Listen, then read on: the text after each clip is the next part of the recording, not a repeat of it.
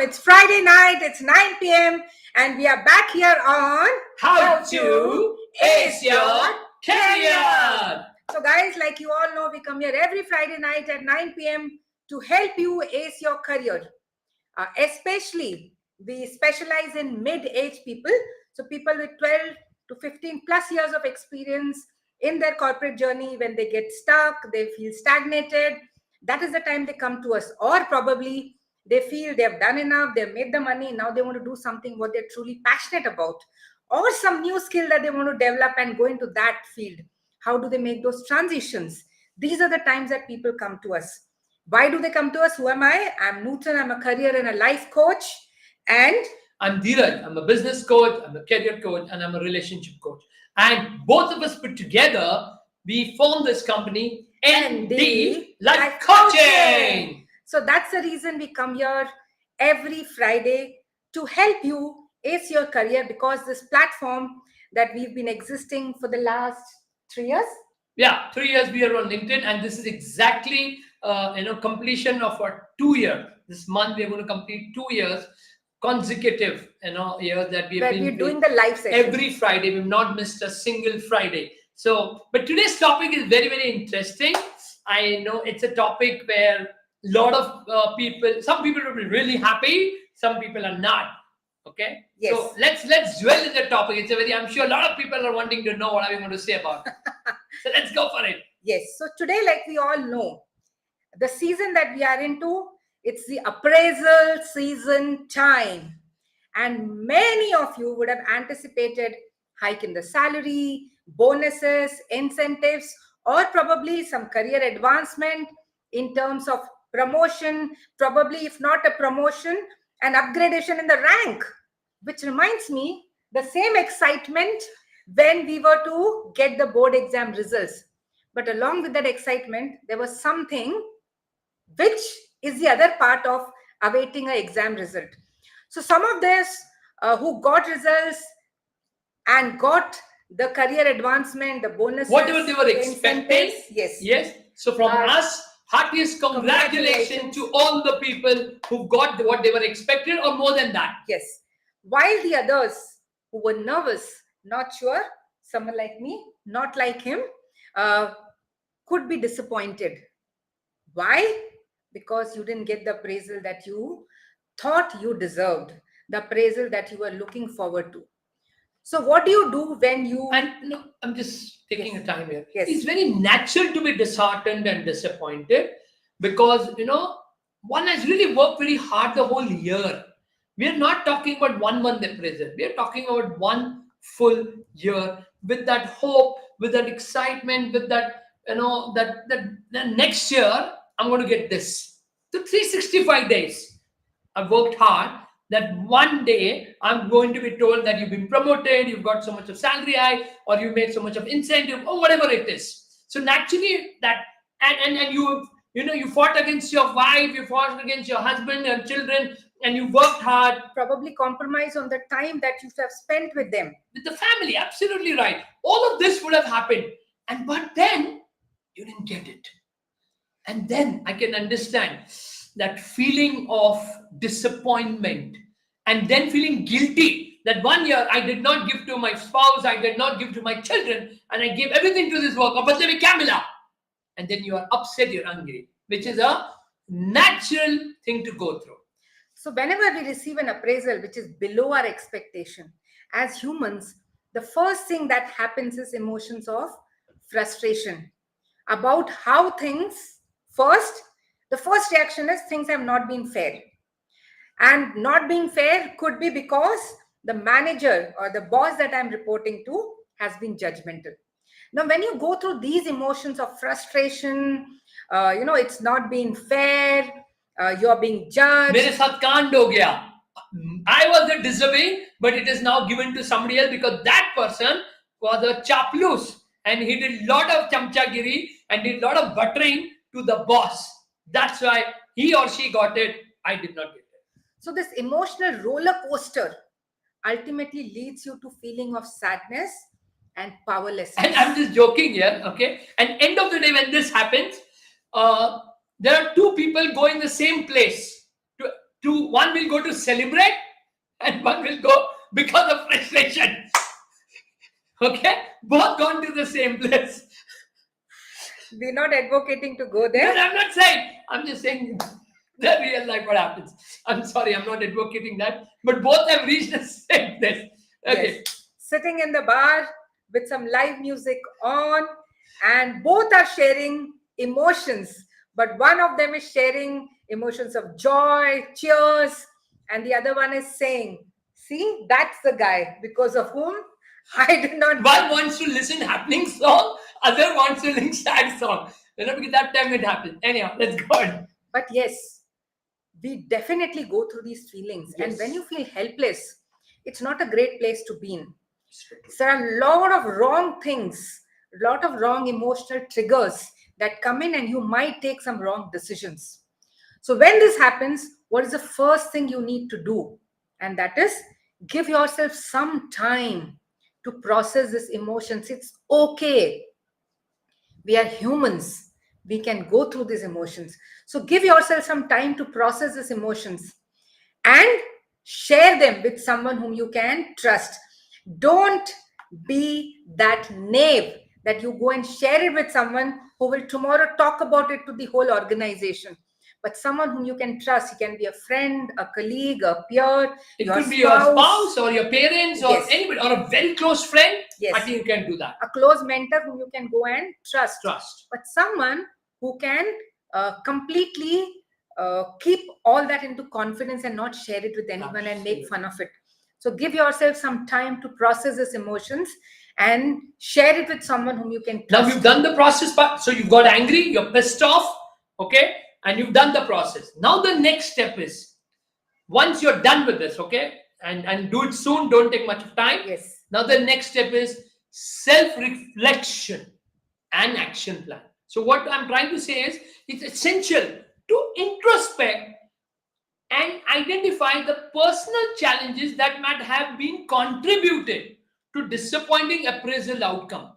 Okay, let's get real and know that some work may need to be done at your end. So, for example, when a couple goes to a court for divorce, the wife would be saying, I'm given 100% to this relationship, and the husband would be denying that completely. But at the end of the day, both are responsible. They not be equally responsible, but they definitely would be responsible for the end, which is So the saying is, na tali ek haath se nahi bajti. So there are always two people involved for something like this. so this introspections. I got tongue twisted in this Nowadays word. we are learning tongue twisters. Yes. So this introspection serves as a foundation for creating a strategic action plan. And what is that aimed towards? It is aimed at addressing your weaknesses. I need to own up certain things which I need to change to get the promotion that I want. I need to address what additional has to come to me so that I can get what I want. And you know what will happen because of this? You'll be able to enhance your performance in the future. So the next step is self reflection and action plan. Once you have done that self reflection, sit with yourself and you've come to certain conclusions, then the next step is Yes, so the next step you should only do when you have done that introspection and now you're sure that something in me would have been, and you've identified that weakness, you identified that area where you did not give up to the mark. Then now you go to seek feedback from your manager. So one thing is very, very crucial here in life, that that acceptance that something could be not okay with me also.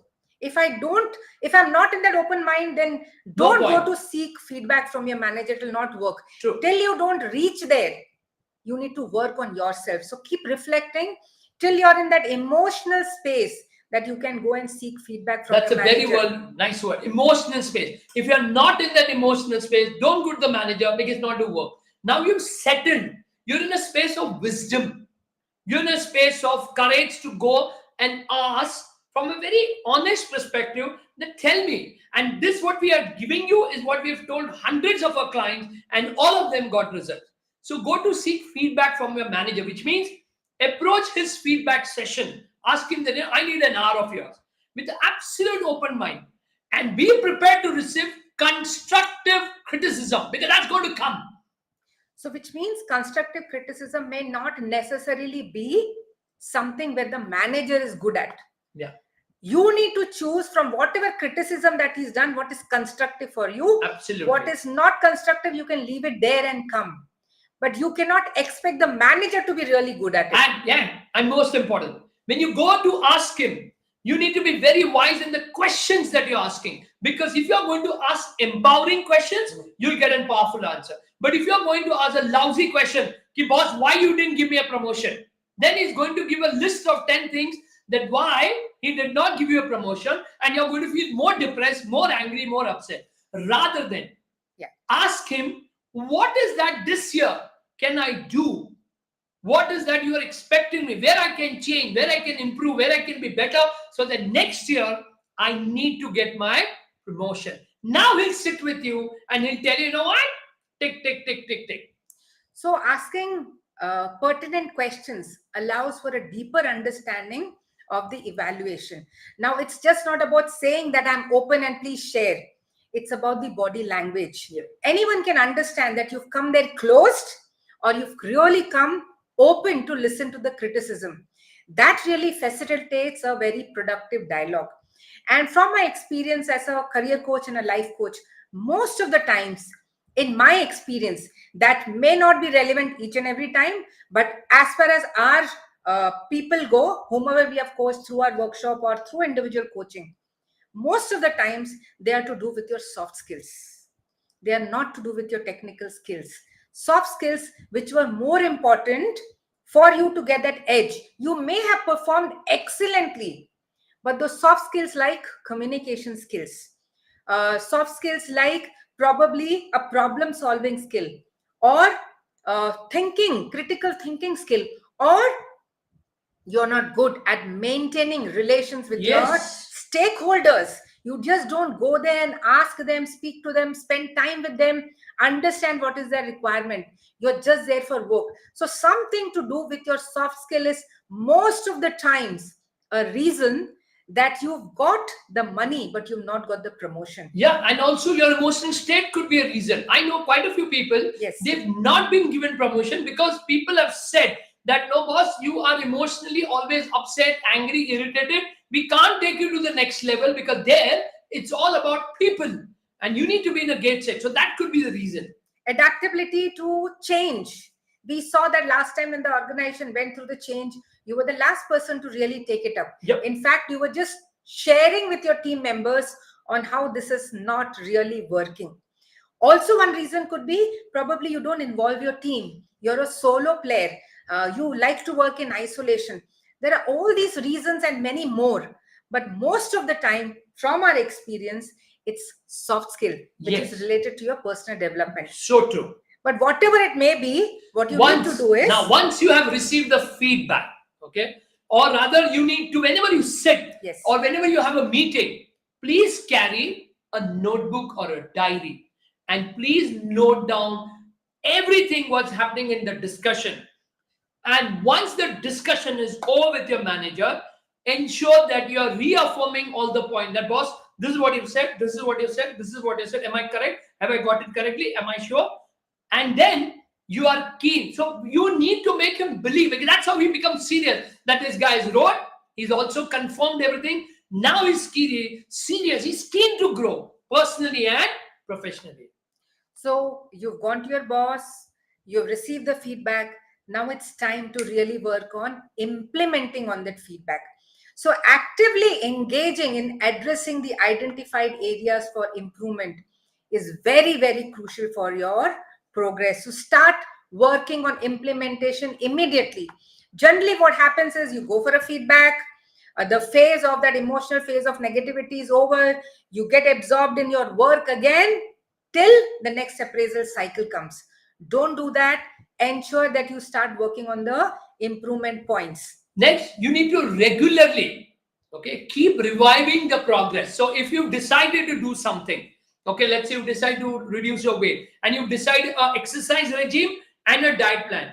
Now you need to check that for 3 months, 1 month, 2 months, 3 months. And if you're not getting the result, you need to change the plan. You need to change the strategy. But if you're not checking and you're doing the same, and 1 year you don't get the result, you'll stop going and you'll believe exercise करने से या diet करने से वजन कम नहीं होता. No, you need to be always reviewing your progress, and you also need to review it with your manager, because ultimately he's going to be the person to decide whether you could do the work or no. So it is not about you reviewing your progress, it's about you reviewing your progress with your manager. And when he says, this is not the direction I want you to take, I want you to take this direction, it is just that adjustment in your strategies based on the feedback that you're receiving. Remember, he's the one who's going to decide your appraisal the next time. So it has to be his way, not your way. Maintaining an open communication with your manager fosters a supportive environment which is conducive for continuous improvement, because that's not the end of your career. It is just 1 year, one appraisal which has gone wrong. If you work on that, that can only be possible when the communication channel is really open. Now let's understand what are the long-term benefits when you do so. So once you embrace the feedback positively, not only enhances immediate performance, but also it cultivates a reputation of adaptability and resilience. That's how people know you. These are the most important qualities an employer seeks in you while hiring you, especially in this era of so much of dynamic changes happening constantly, where the organization is in a constant flux based on what's happening globally. They need people who are adaptable and resilient. This reputation, coupled with ongoing mentorship opportunities, because you've reached out to your manager or probably a peer to learn that soft skill, it lays a groundwork for a long-term career advancement and success. So it's just not about the appraisal next year, but if you've learned these soft skills, if you've learned what was really missing in your life, it is going to impact you in your long-term career, probably help you in the next 2 decades, where you are still going to continue your corporate journey. You can narrate. Another example that will you can use it in another way is, you can narrate this story in your next interview. Believe me, when you have these stories in the interview where you say that last year my appraisal was not that great, I went to my manager, he told me these are the things you have to work on, I worked on it, and this year not only I got the money, but I also got promoted because my manager was really happy with me in the progress that I have done in that 1 year. Now, when you're sharing this in an organization where you're wanting to get a job, it creates such a positive impact, because they know you're ready for feedback, you're ready for changes, you're adaptable, you're flexible. It takes you much longer. It'll add at least 10 points on your interview when you share such kind of story with a hiring manager for a new job. So these small little changes that you'll make are going to give you 3 major long-term benefits. Yep.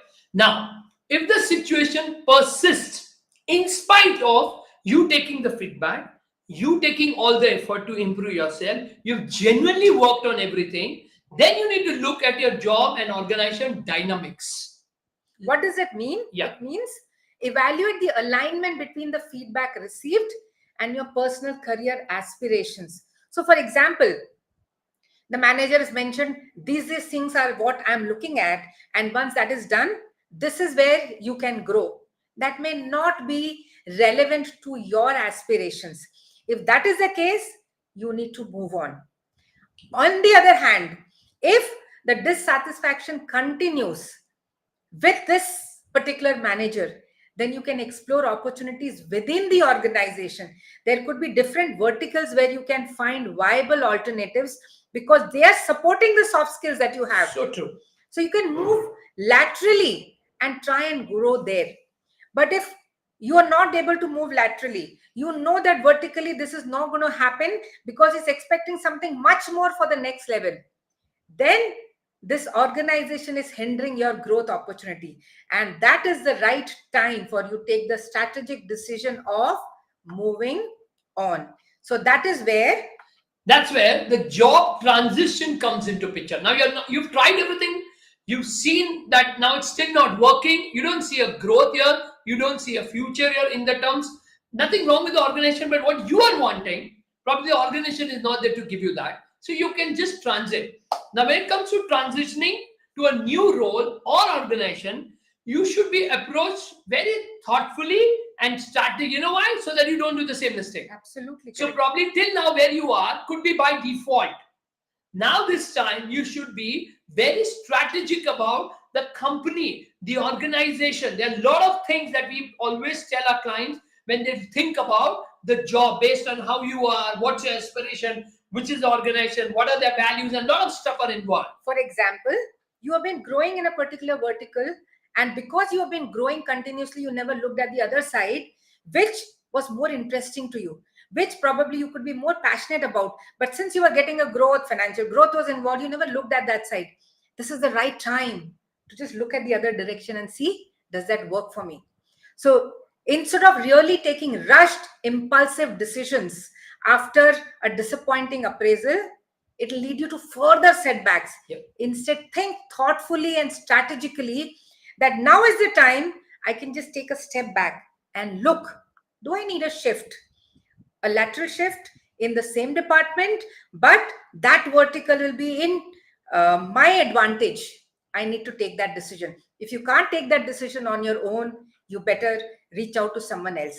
So leverage the experience that you've gained from this appraisal, a disappointing appraisal, as a catalyst for personal and professional growth. Now, one more important reality check should be done on your personal growth, which means acknowledging the significance of personal growth alongside your professional responsibility is the key. Okay, so profession, like for example, a disappointing appraisal often signals a need for revaluation and recalibration of your career goals, thus seeking external guidance during periods of stagnation or uncertainty can help you with valuable insight and support, because that external person is not emotionally, financially anywhere involved. He is or she is looking at it from a complete outsider perspective, and that person would be more wise and more outcome objective driven, and that person will be able to give you the right insight and support. So, there was a very beautiful saying from Jim Rohn. He would say that if you work on your job, you can make a earning that you can survive. But if you work more on yourself, then you can make a fortune. And hence, work more on yourself than you work on your job. So, personal growth is the key to grow in your professional front. Most of the times, when people start their career, they're out there, they're working professionally, they're working passionately, they're seeing the growth. But that is where the personal growth takes a back step, and that comes into picture in this stage of life, 12 to 15 plus years of experience, where you've not realized, but you have fixed yourself into a box, and you don't want to break those invisible And let me walls. give you a data here that most of the people we had the fortune to meet, or we had interviewed quite a few successful people, one thing common in all of them, they always invested in themselves. But the sad part is, in spite of knowing all this, in spite of being aware, not even 2% people go out and invest in themselves. They'll invest on everything else, but they'll not invest because they feel it's waste of money and waste of time. But that's not the case. You are the product. If you are going to invest on yourself, you'll become valuable. And once you're valuable, you'll add value to the organization. So, there's one beautiful thing, like I said, we always come here to help you. There's one beautiful thing that we are wanting to create this year for people Yes. who have gone through this challenge and would need a helping hand, would need some people who are going through a similar challenge, that they can come together and they can fight the situation, and next year get the promotion that they deserve, get the hike that they want, or make this transition. So we're creating a beautiful community of Yes. people who will work towards acing their career and also acing in their relationship, because you all know relationship is the key for growth in your career. So anyone and everyone who's interested can reach out to us as a helping hand for you to be able to navigate this disappointing appraisal. In conclusion, we would just like to reiterate the steps that you need to take to navigate a bad appraisal. First, emotional management, which means address the emotional distress to foster a clear cut mindset. Second, feedback acquisition, which means solicit and assimilate constructive feedback to inform action. Of course, so we've managed our emotions, we've taken feedback, then it's time for action. So create an actionable plan. What does that mean? Develop and execute a plan which is targeting the identified areas for improvement. And while we are doing that, it's also to go and keep reviewing that at every stage with your manager. Then, of course, we said that you have managed your emotions, you have taken the feedback, you're working on the improvement areas, and still you feel nothing is working in your favor, then that's the right time to make a strategic decision. Assess the organizational dynamics. If you, this vertical is not working for me, can I look here and there and find something else which will do better for me? Probably it may be because I am not going well with this person who's looking at this function. Here it works and I have my skills and strength. I can utilize that. So make that lateral move.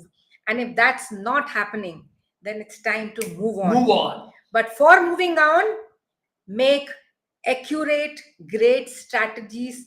Don't just jump because you were disappointed with what happened. And in the finally, organization. focus on your growth, which means prioritize personal development efforts to achieve the desired outcome. You have to focus on how do you develop yourself, because if you're the same person and you're doing the same thing, you'll get the same results. We know this. We listen to this 100 times, but still we don't do it. You know why? Because we are always procrastinating to invest time and money on ourselves, and we don't want to grow, and that's where the problem is. So, a very short conclusion to this entire thing. The best way to look at it, I would want each of you really listening out here, please check, are your communication skills good or does it need working? Are you really being able to engage with your stakeholders and they trust you? You need to work on that. Really think whether you are good at problem solving or you keep looking at the problem and cannot focus on the solution. You're so overwhelmed, or you're an anxious and an overwhelmed person, and when anything changes you just can't deal with it. So work on your resilience, on your adaptability. Or probably you're not a team player, you cannot take people along, you like to work in isolation. What are the areas of improvement? Most of the time, 90% of the time, these could be the areas of improvement, and you definitely want to work on yourself and then work on your job. So end of the day, it is, you need to remember one thing very, very important, and that is you have to make a passionate decision when it comes to your career advancement. This is why seeking professional guidance is crucial. It could be from your senior, it could be someone in your family, it could be someone in the network that you know, or it could be, you know, hiring a mentor or anybody. It's a must. So investing in professional support minimizes the risk of impulsive decisions, which are really detrimental to long-term career prospects. One wrong decision may hamper your growth for 5 to 10 years. Absolutely. So don't make that Hundreds mistake. of our clients today are leading such a great career life because they ensured that they came to us and we were able to guide them, and they were emotionally sorted out, and they are doing so well in their life. So all of you listening out there, please think, jot down what was really important. How can you implement this? Second, if you need a helping hand, if you need people with the same needs and aspirations to come together and become a part of the community that can give you that nudge to continue that growth and support you. Absolutely. Then we are giving like, you know, we always say, you know, like our mentor Tony said, proximity is power. So, you know, they always say, where will I get these people? So that's why we thought, after talking to a lot of people, that I need such people. So we thought, why not build a community where people, like-minded people, who are only focused on growth, we are going to get them together. I can promise you, This is one community where you're going to get to learn so much, and there's so much of value add that we are We are also going to going to do. do, and you're going to get people who are going to add value. So once again, thank you so much. See you again on next Friday, 9 p.m. on How to Ace Your Career. Good night. Have a great weekend. Absolutely wonderful weekend. Go to the bar, but go and enjoy, have fun and come. Don't go there